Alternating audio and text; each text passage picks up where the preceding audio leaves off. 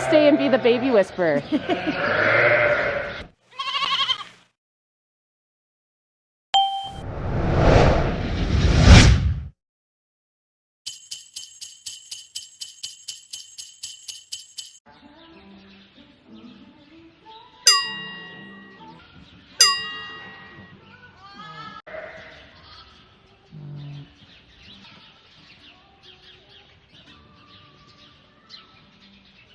Okay, she had triplets last night right before I left, and she had another one. You had quads. You crazy lady. Oh my goodness. Well, they all look great. Good mommy. Guess what? No babies. I sometimes hold my breath until I have done a full span of the barn because there has been some rough mornings. Everybody looks really good. I'm just gonna go check that little black lamb that we rescued last night. Just a sec. Oh, look. He's still alive. Hi, buddy. How's my baby? Let me feel your mouth. Oh my gosh, it's so warm and he's got a sucky reflex. Oh, hi. Do you want some milk? Do you want more, or is Mom feeding you? Looks pretty hungry. I might just grab a bottle and feed it. Look at that. Totally. How you guys doing? Hello? Hi. No lambs yet. And it's like 10 o'clock in the morning. Right now I'm going to take you along for the most boring job, which is recording lambs. They're hungry. They want to get fed, but I have to do this first because I want to let some of these out. Well, I showed you my lambing kit kind of before I started lambing, so now I'm going to show you how I use it. Okay, who's first? Twin number one. Okay, these are the RFID tags for sheep in Canada. So there's a code on it, and my reader will scan the tag and go into my system, and then this lamb is in my system. This is the applicator. Basically, it just folds in there. And then I like to get it on the top lobe and pretty close to her head. And that's so they don't rip out later if they get caught on a bunk or hay feeder or whatever you have in your barn. Okay, so then the tag is in. It's like kind of like an ear piercing, so it hurts for a sec, but I don't know if a lamb, it doesn't really bother. Take the gun, scan the ear, and then it is scanned right there. And I wait. It's like a little cradle. So it goes under its belly. And then the flap goes around its front legs. Sit. Yes, you're big. So this is just a fish scale. And I weigh in pounds. You could do kgs too. Oh my god. 13.5 pounds. I'll show you what I have in a sec. Okay, it's a girl. I'm gonna need to know that. And then I use the selenium 0.25 mils, so quarter cc. Kind of sub-Q, just kind of in under the skin. And then I put an elastic on the tail. Don't have to do, you can do. Because it's a ewe lamb, I will do her. It just keeps her cleaner when she lambs if I keep her back as a replacement. There you go, monkey. And then, she's a twin, so I paint the twins with blue right now. And we're on number 87. So that means the 87th ewe has lambed, and I'll match the kids to the mom. 87. Okay. So then I put her back, and then I paint mom the same color on her back.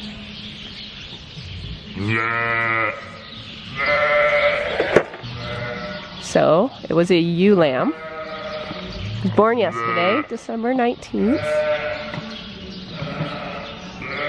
The dam, and so to do the dam, I have to grab the gun and scan her tag. It comes up here under dam. There's her number right there. I go to Pedigree to see who she was bred to. She was bred either Ile-de-France or Suffolk because I put them in the same group. These lambs are white, so they are Ile-de-France. I will record her as an Ile-de-France cross because I don't know what breed the mom was. So sire is IDF, Ile-de-France. The breed is Ile-de-France cross.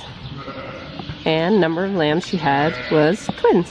I did record here that it was a big pull. So, you know, if I ever want to go back and just, if something ever happened, I could just go back. It's just a place where I can put notes on what happened with this birth. But there's all the information that I wrote down, so, yep.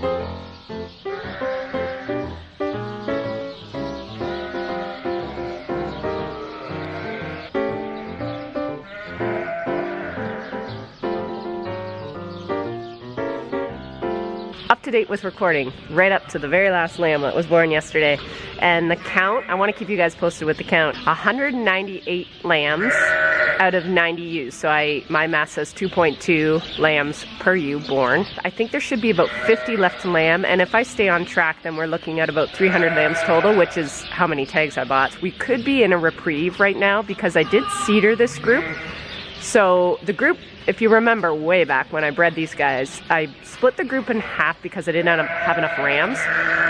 So the group that lambed last week would have been the first half that I pulled the cedars out of, and that was their first cycle, so the ones that caught the first breeding cycle. The ones that lambed this week were probably the ones that I pulled the cedars out of this, so the second group I pulled the cedars out of, and it's their first cycle. So there might be a few just trailers next week, but for the most part, which wasn't really planned, next week during Christmas potentially could be pretty quiet, which of course would happen because I have help next week. I have Carissa, so I will be able to just come and go and fully concentrate on lambing. So of course they're probably not going to lamb next week. Well, we waited all day for you. It's 2 p.m. I've had no lambs today. They don't really look too excited. And then by the size of that lamb, I would think she's got more hiding in there.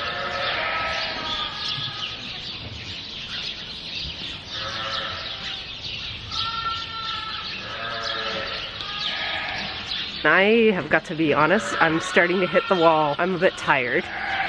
And we're past the halfway point, and I always find that's when I really need a push to keep going. And the kids are home now for Christmas. So Jack came home last night, and just getting caught up with stories. So lunchtime takes longer.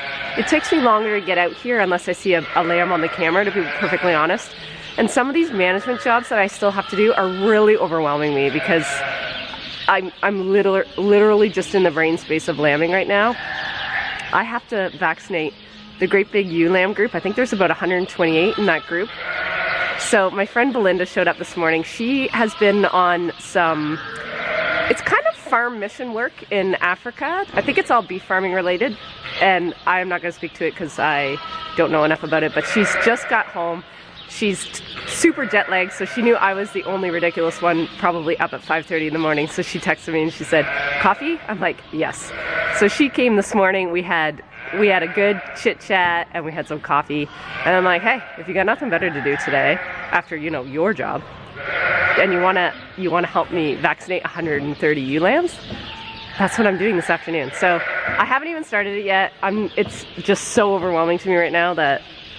Blah. So I'm gonna wait till she gets here, and then maybe just 2 people will help in that. Right now, I am going to let some of these ewes out that I processed and make this pen bigger. And keep my eye on that one.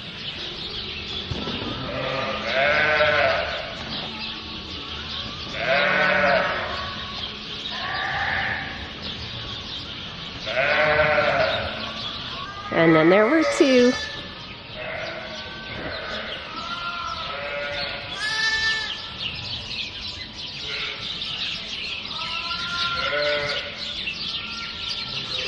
Got them all moved in. Got everything bedded up, watered, fed. And I also took down a bunch of these claiming pens to make this pen bigger. This pen will be fully complete once it gets to this divider. That's halfway on this side. But all these ewes now, they are all part of this next group. So I'm gonna put a partition eventually here, and that will be the division between pen A and pen B.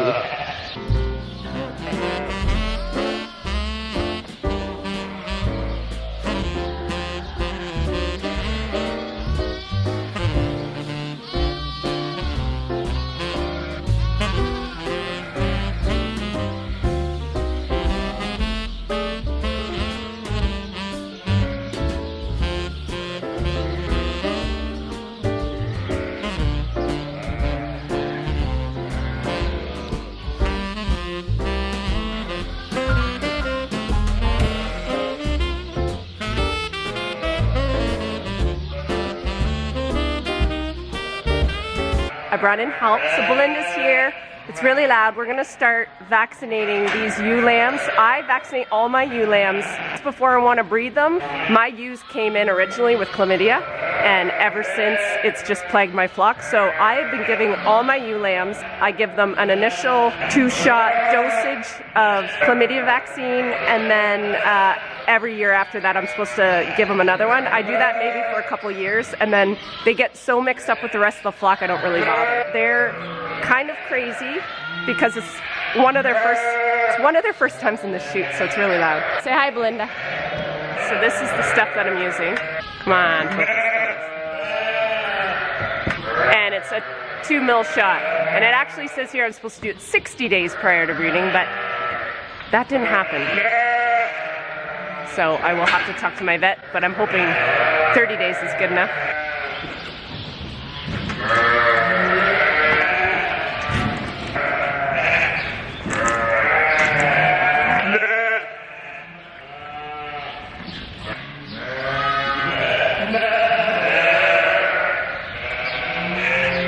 No, they just lay down. It'll be fine. I like that ewe actually.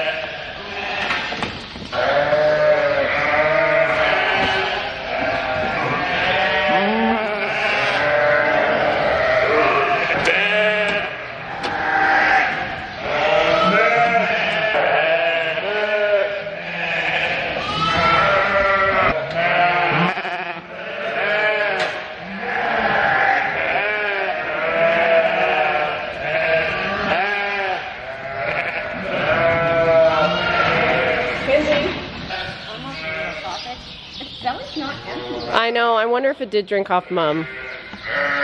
But I don't think its mouth would be cold if it did. So here's a bottle. We can try that, and if not, we might have to tube it again. It's not cold though, eh? Its mouth's not cold? You didn't think? I haven't fed it since the morning, but it was with Mum. So I don't know. Do you ever have the bird you go with Mom, you can't get them on the machine? Yeah. I never saw it on Mom's teat. I only saw her ever in the armpit. Like the other lamb was on the teat and it was up in the armpit, not on the teat.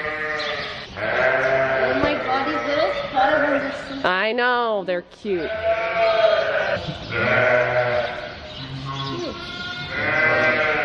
Why don't you stay and be the baby whisperer?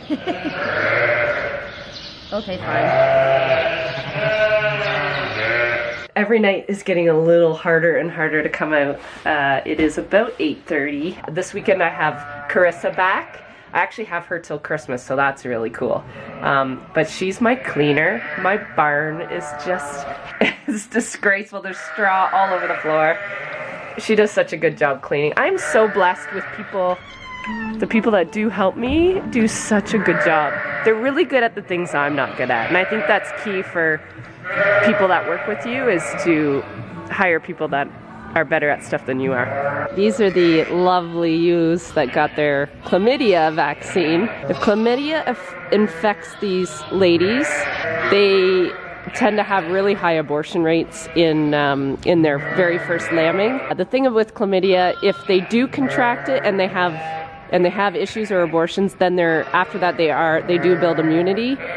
So instead of waiting for that to happen, I would rather give them the vaccine, and then they're protected from chlamydia. The vaccines are working so far, which is lovely.